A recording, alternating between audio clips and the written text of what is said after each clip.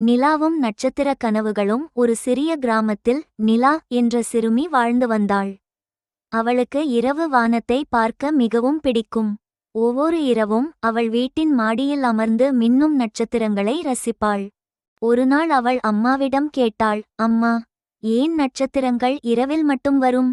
அம்மா சிரித்துக்கொண்டு சொன்னார், பகலில் குழந்தைகள் விளையாடுவாங்க, இரவில் அவங்க அமைதியா தூங்கணும் என்பதற்காக வானத்தில் விளக்கேற்றி வருது நட்சத்திரங்கள். அந்த இரவு நிலாவுக்கு ஒரு அதிசய கனவு வந்தது. அவள் மேகங்களின் மேல் பறந்து கொண்டு இருந்தாள்.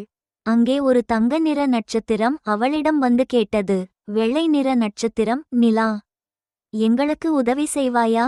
நிலா நான் என்ன செய்ய வேண்டும் என்று ஆச்சரியமாக கேட்டாள்.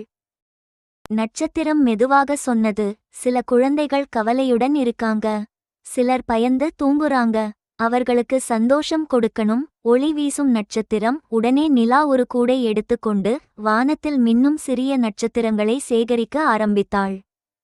அந்த நட்சத்திரங்களை கனவுகளாகவும் நம்பிக்கையாகவும் மகிழ்ச்சியாகவும் ஒவ்வொரு குழந்தையின் இதயத்திலும் வைத்தாள்.